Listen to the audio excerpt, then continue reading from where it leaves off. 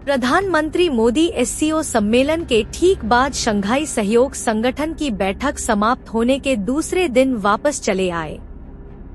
चीन के लिए 3 सितंबर का दिन जापान से मुक्त होने के दिन के रूप में मनाया जाता है।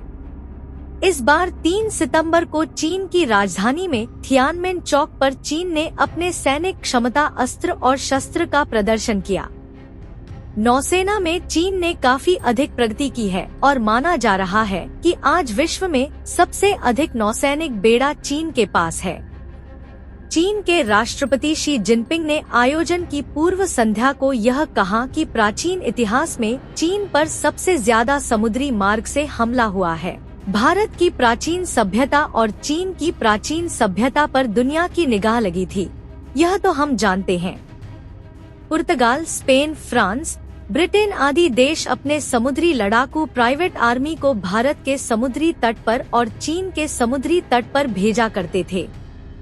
यह जानना महत्वपूर्ण है कि भारत ने निमंत्रण के बावजूद चीन के आर्मी क्षमता और हथियारों के प्रदर्शन के इस आयोजन के निमंत्रण को नहीं स्वीकार किया। भारत के विदेश मंत्रालय का मानना है कि यह सैन्य प्रदर्शन जापान को नीचा दिखलाने के लिए किया जाता है।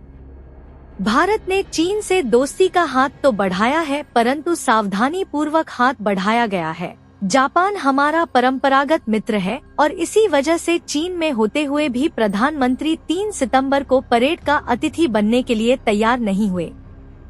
चीन ने ऐसे परमाणु मिसाइल तैयार कर लिए हैं जो 20,000 किलोमीटर तक मार कर सकता है और एक साथ 10 स्थान पर निशाना लगा सकता है। तरल ईंधन वाला यह सामरिक परमाणु मिसाइल DF-5C ICBM है। चीन अपनी भूमि से अमेरिका तक परमाणु मिसाइल दाग सकता है। चीन के इस परेड का नाम विक्ट्री परेड, विजय का परेड रखा गया है।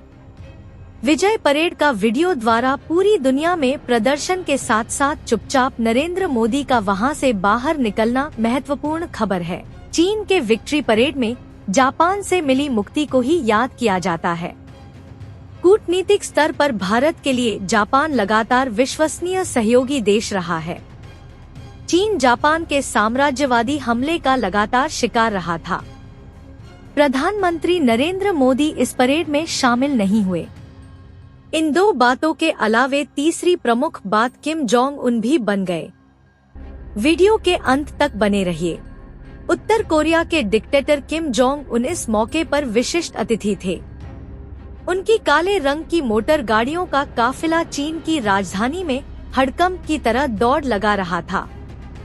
विक्ट्री परेड के समय किम जोंग उन को बीच में रखकर दोनों तरफ से रूस के राष्ट्रपति व्लादिमीर पुतिन और चीन के राष्ट्रपति शी जिनपिंग के चलने का फोटो सेशन प्रचारित किया गया।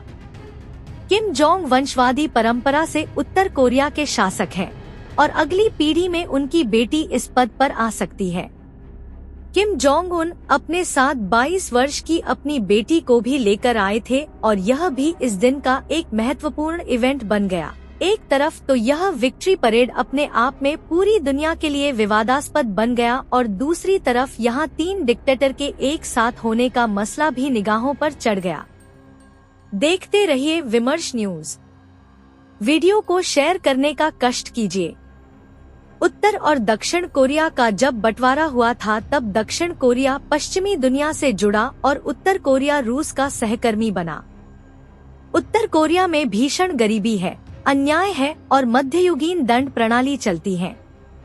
उत्तर कोरिया में रात के समय लोगों के उपयोग के लिए बिजली नहीं के बराबर रहती है। सैटेलाइट से लिए गए तस्वीरों में इस पूरे क्षेत्र में केवल उत्तर कोरिया रात के अंधेरे में डूबा हुआ दिखाई पड़ता है। हम जानते हैं कि चीन में विदेशी मीडिया को रहकर काम करने में काफी कठिनाई होती है, परंतु उत्तर कोरिया का शासन अपने देश को 100% बंद रखता है और बाहरी मीडिया यहाँ प्रवेश नहीं कर सकता है। पूरे रहस्य के दौर में उत्तर कोरिया से कोई वीडियो बाहर आता है तो वह इस देश के प्रमुख किम जोंग का वीडियो होता है, जो हथियारों के ऊपर हंसते और मजा लेते हुए दिखलाई पड़ते हैं। चीन के लिए किम जोंग उन इतना महत्वपूर्ण है, यह 3 सितंबर के परेड के दिन जग जाहिर हुआ। देखते रहिए विमर्श न्यूज।